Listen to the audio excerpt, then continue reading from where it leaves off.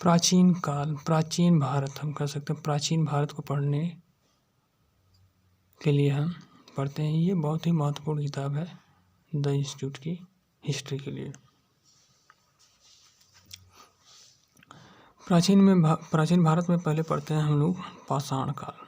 पाषाण काल क्या होता है? पत्थर का युग, पत्थरों का युग ही पाषाण काल कहलाता है। अब पाषाण काल को 3 भागों में बांटा गया, पूरा पाषाण काल, मध्य पाषाण काल, नवपाषाण काल में। बस इतना जानिए। लगभग 36,000 ईसा पूर्व आधुनिक मानव पहली बार अस्तित्व में आया। आधुनिक मानव को होमो सेपियंस के नाम से जाना जाता था या जाना जाता है। मानव द्वारा प्रथम पालतू कुत्ता था, जिसे मध्य पाषाण काल में पालतू बनाया गया। आग की जानकारी मानव को पूरा पाषाण काल से ही थी, किंतु इसका प्रयोग नवपाषाण काल में प्रारंभ हुआ था। फिर आता है नवपाषाण काल से मानव के कृषि कार्य प्रारंभ हुए थे, जिससे उसमें स्थायी निवास की प्रवृत्ति विकसित हुई, स्थायी निवास करने लगा। फिर भारत में पाषाण कालीन सभ्यता का अनुसंधान पहली बार रॉबर्ट ब्रूसवुड ने 1863 में प्रारंभ किया था। फिर भारत में व्यावसायिक कृषि का पहला साक्ष्य मेहरगढ़ से प्राप्त हुआ था। फिर बिहार के चिरांद नामक नवपाषाण कालीन स्थल से हड्डी का औजार मिला था, चिरांद नामक। पाषाण काल के 3 चरणों का साक्ष्य बेलन घाटी, इलाहाबाद के बेलन घाटी से प्राप्त हुआ है। और चावल की खेती का प्राचीनतम साक्ष्य लहुरा देवा संत कबीर नगर से पाया गया है। ये 8,000 ईसा पूर्व की बात है। पहिए का आविष्कार नवपाषाण काल में। 2 चीज़ महत्वपूर्ण है, पहिए का आविष्कार और आँख की खोज नवपाषाण काल में हुई है। ये रहा मेहरगढ़ पाकिस्तान में, ये है कराची। ये वैसे बहुत महत्वपूर्ण है ना। अब हम पढ़ते हैं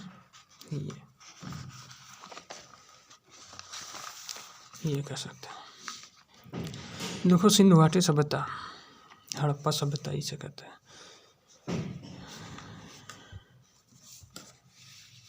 कह सकते हैं।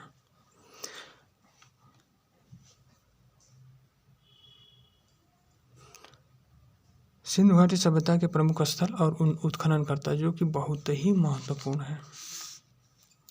पहले हम पढ़ते हैं हड़प्पा सभ्यता। उसके खोजकर्ता हैं या उत्खनन करता है दयाराम साहनी एवं माधव स्वरूप। महत्वपूर्ण दयाराम साहनी ही है, पूछा जाता है। और कब खोदा गया था 1921 में। किस नदी के तट पे? रावी नदी के तट पर। वर्तमान स्थिति क्या है? पाकिस्तान का मोंटगोमरी जिला। क्या? पाकिस्तान का मोंटगोमरी जिला। क्या क्या मिला था यहाँ से? तांबे का पैमाना मिला था। मतलब तांबे का पैमाना का मतलब नाप तौल करने के लिए तांबे की वस्तु मिली थी। तांबे की इक्का गाड़ी मिली थी। तांबा गलाने की भट्टी मिली थी, अन्नागार जिसे कहते हैं, अन्नागार मिला था। फिर हड़प्पा सभ्यता के बाद आता है मोहनजोदड़ो। इसका हड़प्पा सभ्यता और मोहनजोदड़ो सभ्यता के लिए ट्रिक हम बना सकते हैं। हम हड़प्पा सभ्यता, मोहनजोदड़ो सभ्यता, या ऐसे भी कहते हैं हद। हड़प्पा सभ्यता, हम जो है, हम में हद होता है किसका? मोरा, मेरा, ऐसे बोल सकते हैं। हड़प्पा सभ्यता दयाराम साहनी, मेरा, मोहनजोदड़ो राखालदास बनर्जी। 1921 में ये हुआ, 1922 में हुआ। ये सिंधु नदी के तट पर हुआ। मोहनजोदड़ो जो है सिंधु नदी के तट पर हुआ। पाकिस्तान के सिंध प्रांत का लारकाना जिला था स्थान का नाम। और यहाँ से क्या मिली? स्नानागार मिला। स्नानागार मतलब नहाने धोने का स्थान। अन्नागार मिला, मतलब जहाँ अन्न, गेहूँ, चावल और राशन रखे जाते थे। पुरोहित का आवास मिला है। सभा भवन मिली है, जहाँ लोग सभा करते थे इकट्ठा होकर। कांसे की नर्तकी की मूर्ति मिली है। ये बहुत महत्वपूर्ण है, कई बार पूछा है क्वेश्चन। मूर्ति पशुपति की मूर्ति भी मिली है, ये नर्तकी की मूर्ति मिली और पशुपति की भी मूर्ति मिली है। और सूती धागा कहाँ से मिला है? मोहनजोदड़ो से। क्या क्या मिला है मोहनजोदड़ो से? स्नानागार, अन्नागार, पुरोहित आवास और नर्तकी की मूर्ति मिली है और पशुपति की मूर्ति मिली। सूती धागा यहीं से मिला है। अब हम जानते हैं तीसरा है चन्हुदड़ो। चन्हुदड़ो के उत्खनन करता है गोपाल मजुमदार।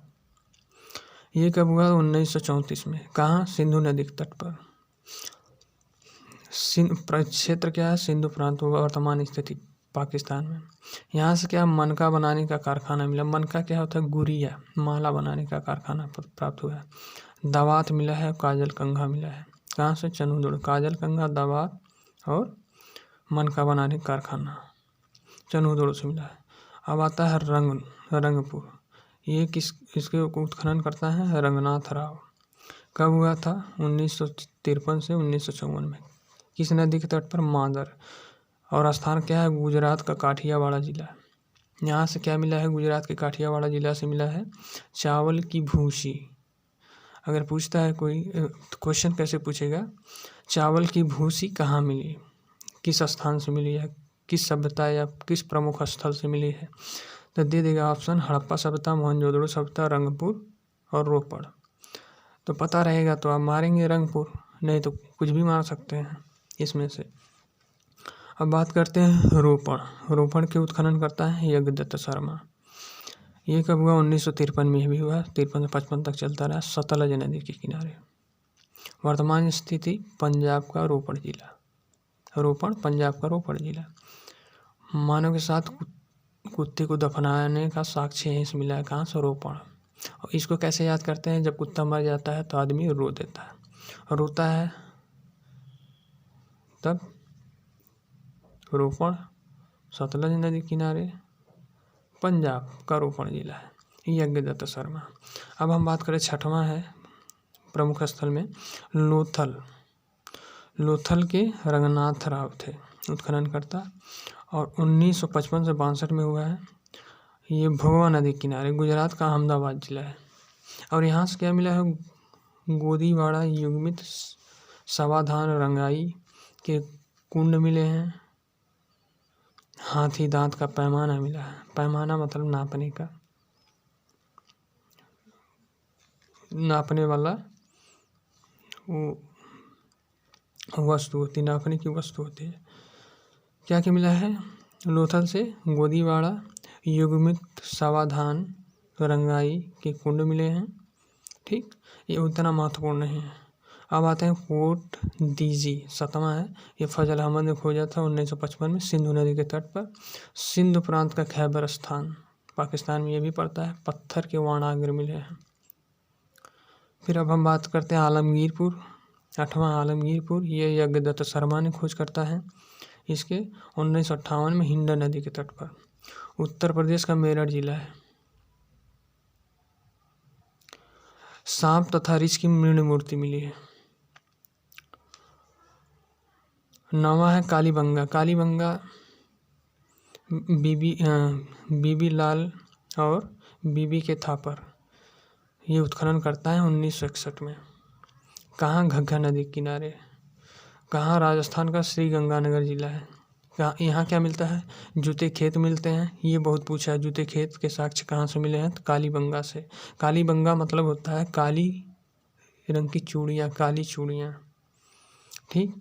अग्निवेदियाँ मिली हैं, पकी ईंटें मिली हैं, अलंकृत फर्श मिले हैं। अलंकृत फर्श मतलब फर्श जो होता है वो अलंकृत मिले हैं, सजा वो रंगाई से हुए जैसे सजावट के रूप में मिले हैं। फिर आता है धौलावीरा। जेपी जोशी हैं इसके उत्खनन करता। 1967 से 68 के बीच हुआ था।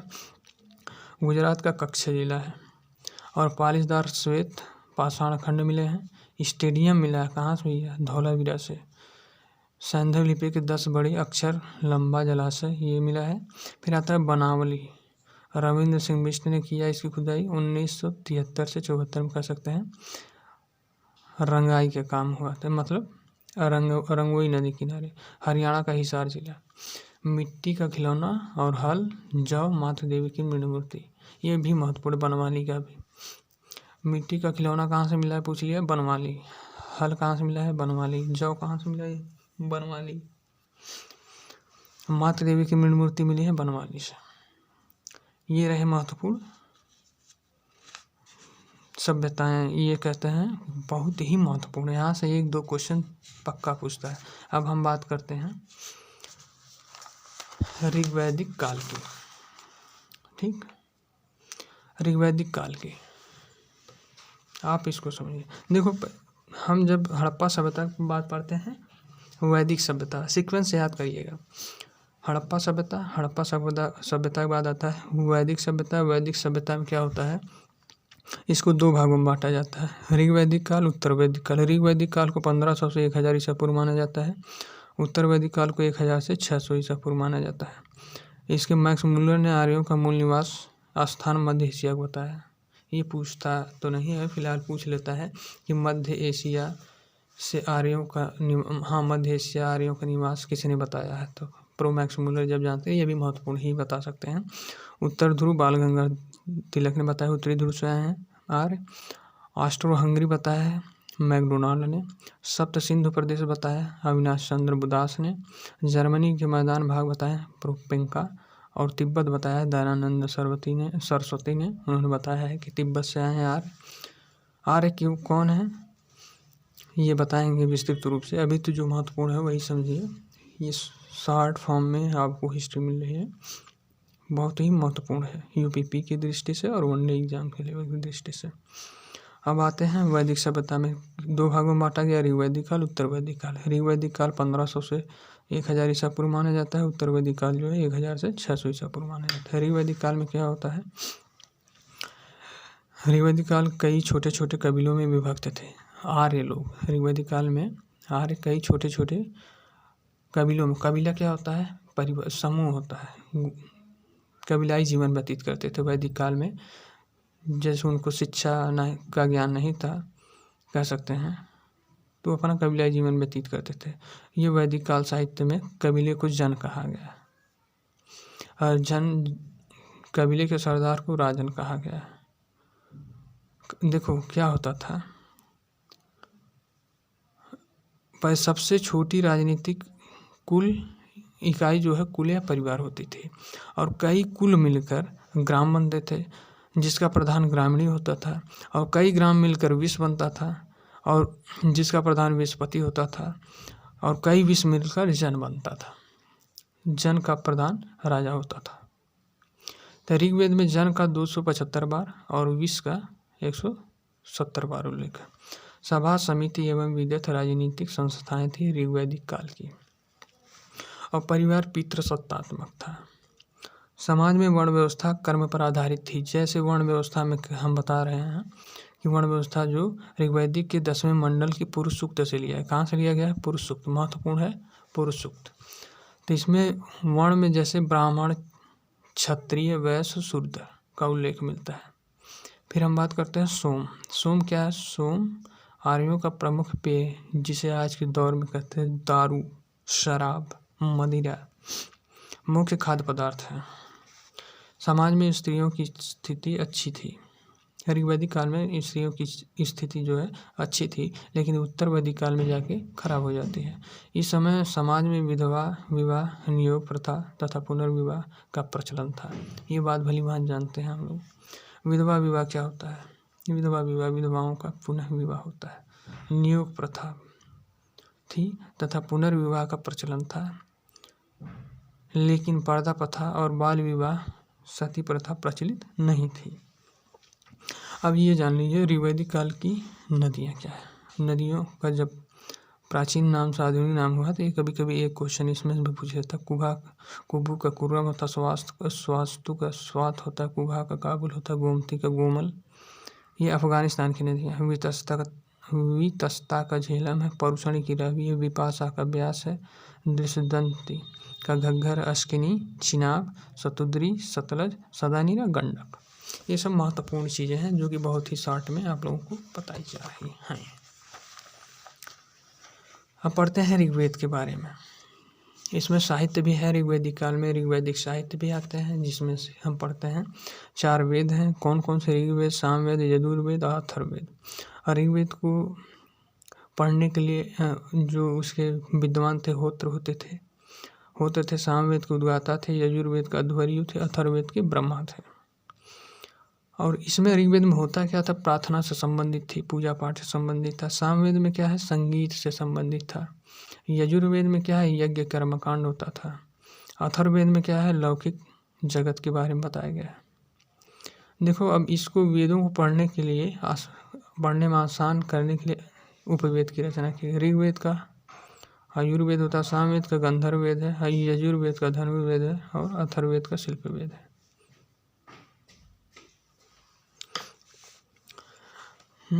ऋग्वेद के मंडल की बात करते हैं। ऋग्वेद में 10 मंडल थे। पहले के रचयिता को ज्ञात नहीं है, इसलिए पहले के ये हैं कि पहले के ज्ञात नहीं है, तो पहला छोड़ देते हैं। द्वितीय मंडल दिया है गृहस्मत, तृतीय मंडल है विश्वामित्र का, चतुर्थ मंडल है वामदेव का, और चतुर्थ मंडल में ही बताते हैं, इसके बारे में बताएंगे। पंचम मंडल है अत्रि का, छठा मंडल भारद्वाज का, सातवां मंडल है वशिष्ठ का, आठवां मंडल है कण्व और अंगिरस का। बात करते हैं ऋग्वैदिक काल के देवताओं की, जिसमें कि महत्वपूर्ण है इंद्र और अग्नि व वरुण को महत्व प्रदान किया गया। ऋग्वेद में इंद्र को पुरंदर मतलब कीलों को तोड़ने वाले की संज्ञा दी गई है। ऋग्वेद में 250 सूक्त हैं। अब बात करते हैं उत्तर वैदिक काल। उत्तर वैदिक काल में क्या होता है? उत्तर वैदिक काल के राजनीतिक संगठन की प्रमुख विशेषता बड़े राज्यों तथा जनपदों की स्थापना थी। उसमें क्या था? जनता सबसे बड़ा राज्य, लेकिन यहाँ राज्य और राजनीतिक संगठन की बात होने लगी। जनपदों की स्थापना हो गई। राजत्व के दैवी उत्पत्ति के सिद्धांत का सर्वप्रथम उल्लेख जो है आयतरीय ब्राह्मण में किया गया है। इस काल में राजा का महत्व बढ़ा, उसका पद वंशानुगत हो गया। उत्तर वैदिक काल में परिवार पितृसत्तात्मक होते थे, संयुक्त परिवार की प्रथा थी। समाज स्पष्ट रूप से 4 वर्णों में ब्राह्मण, क्षत्रिय, वैश्य, शूद्र में बंटा था। वर्ण व्यवस्था कर्म के बदले अब जाति पर आधारित। ऋग्वैदिक काल में कर्म पर थी, अब इसमें जाति आधारित हो गई। स्त्रियों की स्थिति अच्छी नहीं थी, पर ऋग्वैदिक काल में अच्छी थी। उन्हें धन संबंधी तथा किसी प्रकार के